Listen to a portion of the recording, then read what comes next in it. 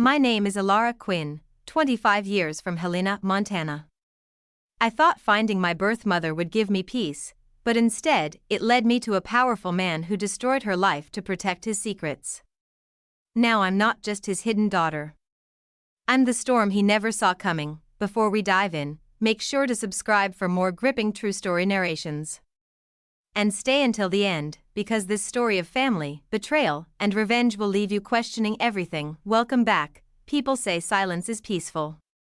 But the silence I grew up with was heavy, more like a weight pressing against my chest than a gentle quiet. My name is Alara Quinn, and I was raised in Missoula, Montana, by two people who fed me love but starved me of truth. My adoptive mother, Gloria, was the kind of woman who ironed pillowcases and whispered prayers before meals, even if no one was listening. My father, Carl, was gentle but distant. He died when I was 12, and after that, the quiet got louder. Growing up, I knew I didn't look like them. My skin was darker, my hair coiled into unruly spirals, and my eyes weren't the pale blue of the Quinn line, they were deep brown, almost black. When I asked about it as a kid, Gloria would smile that frozen, church lady smile and say, God made families in all kinds of ways, Alara. You were chosen. That's what matters. But being chosen didn't explain why my medical forms always had blanks under family history. Or why Gloria would change the subject whenever I asked about the day I was born. It was like my past existed behind a locked door, and Gloria held the key but refused to use it. I let it go for years. Maybe part of me was afraid of what I'd find if I dug deeper. Then Gloria died. It was sudden, an aneurysm while she was watering her garden. I found her on the lawn, her hands still covered in dirt, as if she'd fallen mid-prayer. Losing her should have shattered me. But the truth is, grief and confusion danced so tightly together, I couldn't tell one from the other. I loved her. I hated the secrets she took to her grave. A week after the funeral, I was cleaning out her cedar chest when I found it, an old, yellowed envelope stuffed between faded photographs and church bulletins. No return address. Just a name, scribbled in shaky cursive, Leora Vale. It didn't mean anything to me at first.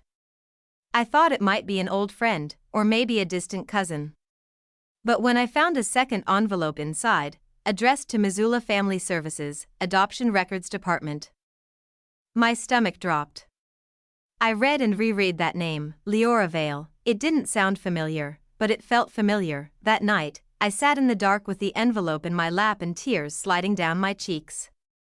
Because deep down, I knew, I had just stumbled onto the truth Gloria had tried to bury, and I wasn't going to let it stay buried. Whatever lay behind that name, I was going to find it. For the first time in my life, I wasn't scared of the silence. I was ready to break it wide open. Leora Vale lived in the kind of place people go when they don't want to be found. It took me 2 months to track her down. The private investigator I hired called it a ghost address, just a dirt road about 20 miles outside Helena, hidden behind a stretch of pines thick enough to swallow sound. No mailbox, no cell reception. Just the silence of snow and trees and secrets. I almost turned around 3 times on the drive there. Something about the isolation, it felt too cinematic, too perfectly eerie. But I had already come too far. I needed answers. The cabin came into view just as the sun began to dip behind the hills. It was small, weather-beaten, with a rusted stovepipe chimney coughing out smoke. There was an axe buried in a tree stump by the porch and a faded wind chime that didn't move, even though the wind was sharp enough to cut. I knocked, no answer. I raised my hand to knock again, but the door creaked open before I touched it. And there she was, Leora Vale. Her face was sharp and angular, like a sculpture carved out of grief. Long dark hair streaked with silver-framed eyes that were identical to mine, deep brown and wary. For a long moment, she just stared. You look like him, she said at last, voice dry as the wind. Like who? I asked, even though my heart was already racing. She didn't answer. She stepped back and motioned for me to come in. The inside of the cabin was dim and claustrophobic. Wood-paneled walls lined with old books and yellowed newspaper clippings. A fire crackled low in the stone hearth. There was only one chair, one lamp, one mug on the table. Sit, she said, handing me a second mug, chipped and stained. The tea inside smelled like dirt and pine needles. I didn't drink it. I'm Ilara, I began softly. Ilara Quinn. I think I'm your daughter. Leora didn't cry.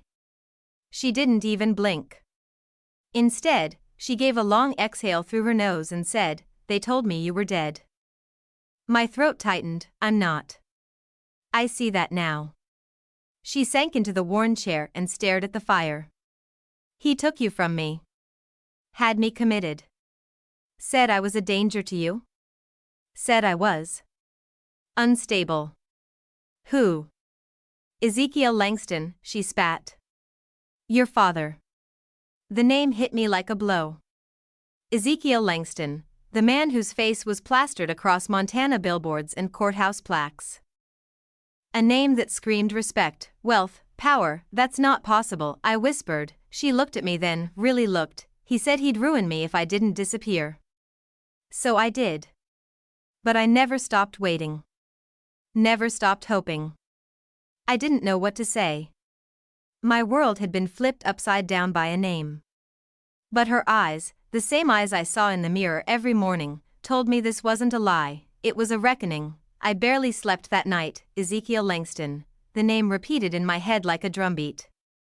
The man on billboards.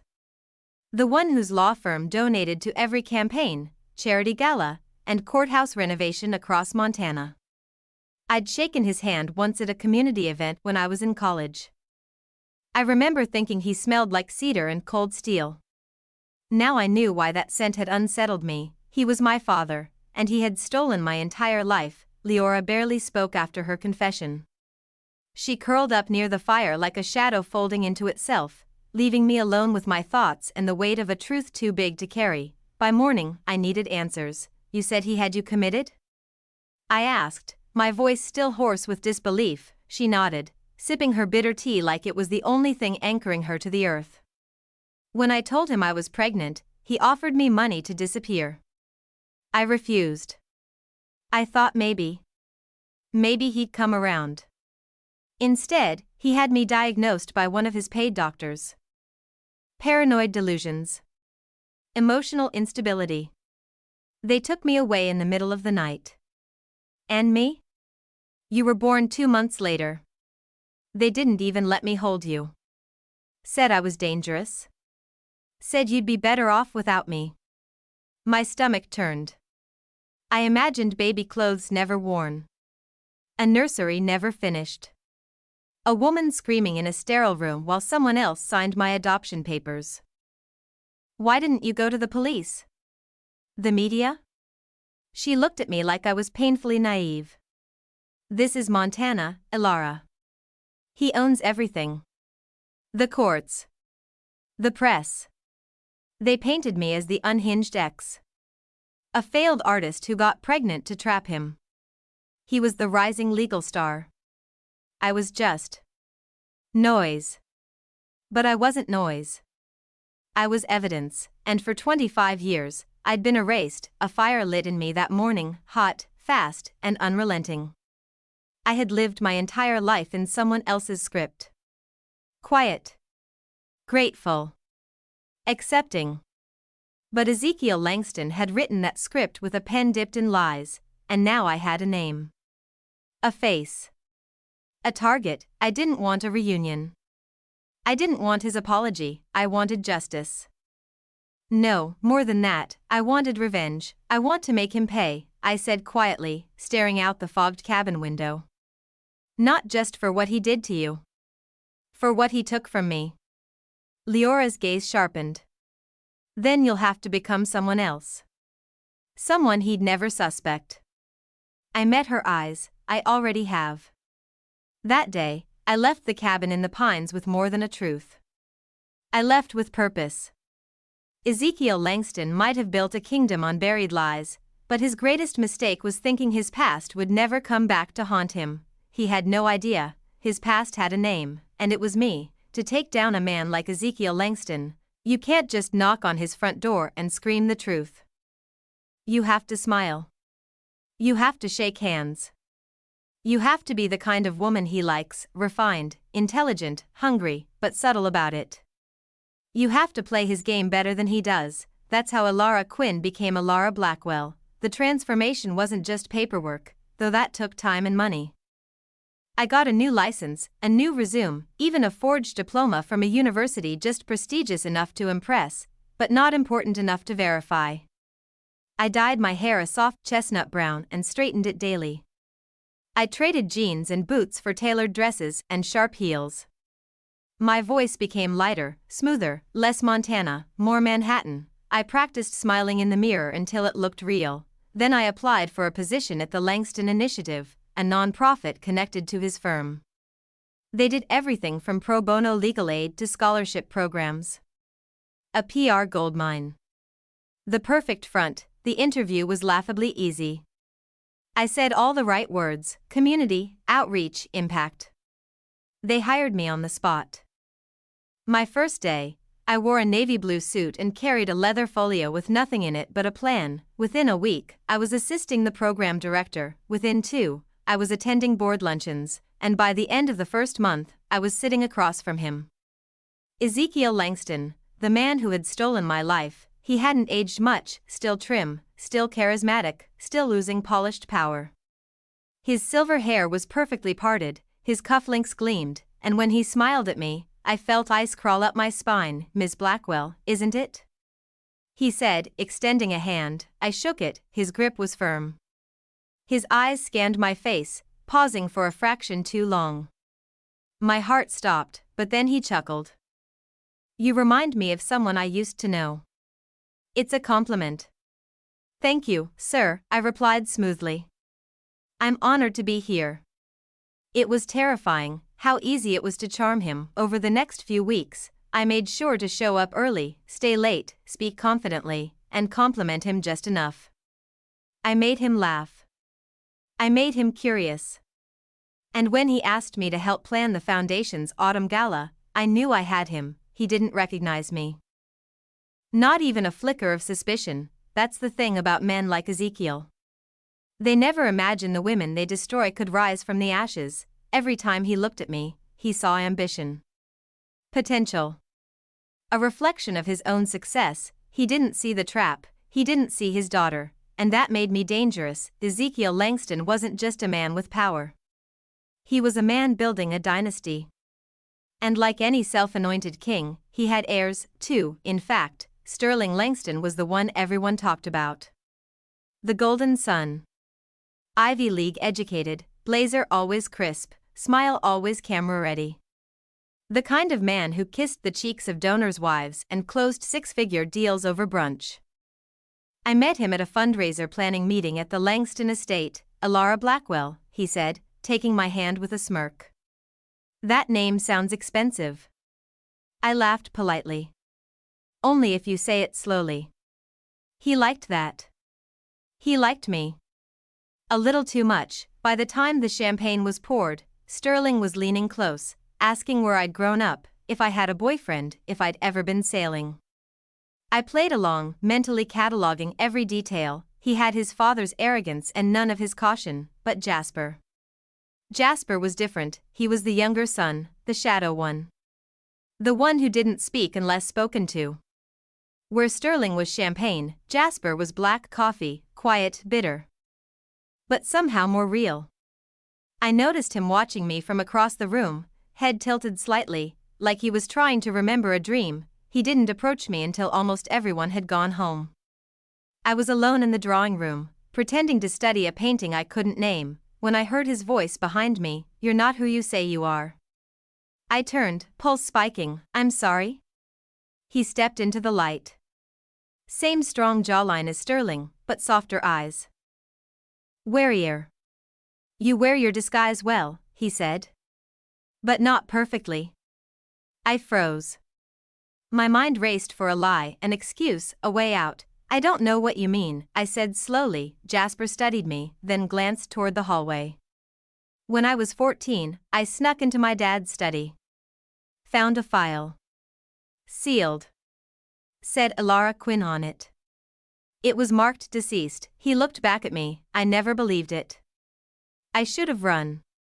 Should have denied everything, but something in his eyes told me not to, so what now? I whispered. He hesitated. Then, I want to help. I stared at him, unsure if I'd heard right. My father. He's not who the world thinks he is, Jasper said. I know what he did to your mother. I've seen the records. The payoffs. The signatures. Why? I asked. Why would you help me destroy your own family? His mouth twisted into something like a smile. Because it's not my family anymore. I just want the truth. And I think you do too. It was dangerous to trust him. Maybe even stupid, but I had a gut feeling, and it hadn't failed me yet. Then let's get the truth, I said. Together. Jasper nodded, and for the first time in weeks, I didn't feel alone in the fire I was building. I had a co-conspirator, and the Langston Empire had no idea what was coming. The lockbox was hidden in plain sight. An off-site storage facility 2 blocks from the courthouse, wrapped in beige concrete and the kind of silence no one questions. Jasper got us access with an old keycard and a whispered "Don't ask." It was almost too easy. Unit 47. That was the number etched into the steel door we stopped in front of. Jasper hesitated, hand on the handle, then looked at me. Once we open this, there's no going back. There was no going back the moment he signed me away, I said. He opened the door. Inside were shelves stacked high with dusty banker's boxes, labeled with case numbers, initials, and dates stretching back decades. The air smelled like dry paper and old lies. We slipped on gloves, Jasper's idea, and began sifting. Each file felt like it weighed more than it should. So many were trivial, contracts, old client memos, NDAs, but then I saw it, a file stamped in red, Psyche Val Leora Vale. My stomach dropped. I opened it with trembling hands. The documents were crisp, typed, dated 3 weeks before my birth. Words leapt off the page like landmines: paranoid delusions, emotional instability, manic behaviors, all lies, every line a weapon Ezekiel had used to sever my mother from me. The signature of a Dr. Leonard Hume repeated on each page. I recognized the name. He now served as an advisor on mental health policy. The betrayal tasted metallic in my mouth. Next, I found a sealed manila envelope marked Contingency Plan LV. I cracked the seal with my thumb and pulled out a series of typed pages, clipped together. At the top, Langston Doyle Legal Risk Assessment, subject, Leora Vale. It wasn't about her mental state, it was about what she knew. Pages detailed internal memos and risk analyses tied to an old Langston client, Darren Pike, a local developer accused of assaulting a tenant in 1997. Leora had apparently witnessed the aftermath and threatened to go public. There were handwritten notes in the margin: discredit, neutralize, facility option viable if she resists. It wasn't just personal, it was strategic. He'd used her pregnancy, me, as leverage. Told her if she spoke, he'd make sure her child disappeared. And he did. I dropped the pages like they were on fire. This is enough to bury him, I said, breath shaking. Jasper nodded, face pale. We'll leak it to the press. Every bit of it. The fake evals. The cover-up. The contingency folder. Let the public decide who Ezekiel Langston really is. I clutched the files to my chest like armor. For so long, the truth had felt like a ghost, something I believed in but couldn't prove. Now, I held it in my hands. This wasn't just about revenge anymore, it was about justice, for my mother, for myself, and for every life he trampled beneath his empire. The reckoning had begun, and Ezekiel Langston had no idea what was coming for him. I thought I knew why Ezekiel destroyed my mother. I thought it was shame, reputation, fear of a scandal. The usual motives of powerful men who abandon the women they use. But as I pieced together the documents from that storage unit, a darker truth emerged, one so ugly it made my blood curdle. Leora hadn't just been a lover he discarded, she was a threat. The file labeled Contingency Plan LV detailed more than just her fabricated psych evaluations. Buried in the back was a set of memos between Ezekiel and one of his senior partners. referencing an old criminal case from 1997. A name popped up over and over again: Darren Pike, a wealthy property developer. Ezekiel's client. A man with a history of paying people to disappear, and one line in particular made my stomach turn. Vale's statement Pike incident must never reach DA. She implies murder. Not just negligence. If leaked, could derail Pike's development contract with the city. Containment advised. Consider long-term commitment if she continues agitation. I sat frozen, rereading those words a dozen times. I remembered the faded headlines from Leora's cabin. One had read, "Woman found dead in Pike-owned apartment, case closed as overdose." I'd skimmed past it, thinking it unrelated. But now I knew better. Leora had tried to speak out. She'd seen something. Or someone. Maybe she'd heard the screams herself. She'd gone to Ezekiel first, maybe to warn him. Maybe to demand justice. Let the public decide who Ezekiel Langston really is. I clutched the files to my chest like armor. For so long, the truth had felt like a ghost, something I believed in but couldn't prove. Now, I held it in my hands. This wasn't just about revenge anymore, it was about justice, for my mother, for myself, and for every life he trampled beneath his empire. The reckoning had begun, and Ezekiel Langston had no idea what was coming for him. I thought I knew why Ezekiel destroyed my mother. I thought it was shame, reputation, fear of a scandal. The usual motives of powerful men who abandon the women they use. But as I pieced together the documents from that storage unit, a darker truth emerged, one so ugly it made my blood curdle. Leora hadn't just been a lover he discarded, she was a threat. The file labeled Contingency Plan LV detailed more than just her fabricated psych evaluations. Buried in the back was a set of memos between Ezekiel and one of his senior partners, referencing an old criminal case from 1997. A name popped up over and over again: Darren Pike, a wealthy property developer. Ezekiel's client. A man with a history of paying people to disappear, and one line in particular made my stomach turn. Vale's statement Pike incident must never reach DA. She implies murder. Not just negligence. If leaked, could derail Pike's development contract with the city. Containment advised. Consider long-term commitment if she continues agitation. I sat frozen, rereading those words a dozen times. I remembered the faded headlines from Leora's cabin. One had read, "Woman found dead in Pike-owned apartment, case closed as overdose." I'd skimmed past it, thinking it unrelated. But now I knew better. Leora had tried to speak out, she'd seen something. Or someone. Maybe she'd heard the screams herself. She'd gone to Ezekiel first, maybe to warn him. Maybe to demand justice. He tried to respond. He called it an orchestrated smear campaign. But every denial was met with another leak, another voice, another receipt. I didn't need to show my face. The evidence did the talking. By the end of the week, his firm was in shambles. Langston Doyle's name was scraped off the building by Friday. Clients withdrew. Donors vanished. Ezekiel himself vanished from public view, retreating behind the thick gates of his estate like a king in exile. Then came the dominoes. His wife, Evelyn, filed for divorce. She cited irreconcilable betrayal and moved out with everything that wasn't nailed down. Sterling went radio silent, deleting his social media and vanishing from the scene entirely. Jasper. He stayed in touch, quietly feeding me information from the inside, watching his family fall like a house of cards, and finally, the state bar disbarred Ezekiel Langston. It should have felt like victory, but justice is rarely clean. The fire didn't stop with him. It came for everything. A week later, a lawyer showed up at my apartment. A will. Signed, notarized, sealed. Ezekiel had amended his estate documents just 3 months earlier. He left nearly half of his fortune to me, to Alara Quinn, my daughter, should she ever return. It was a twisted final move.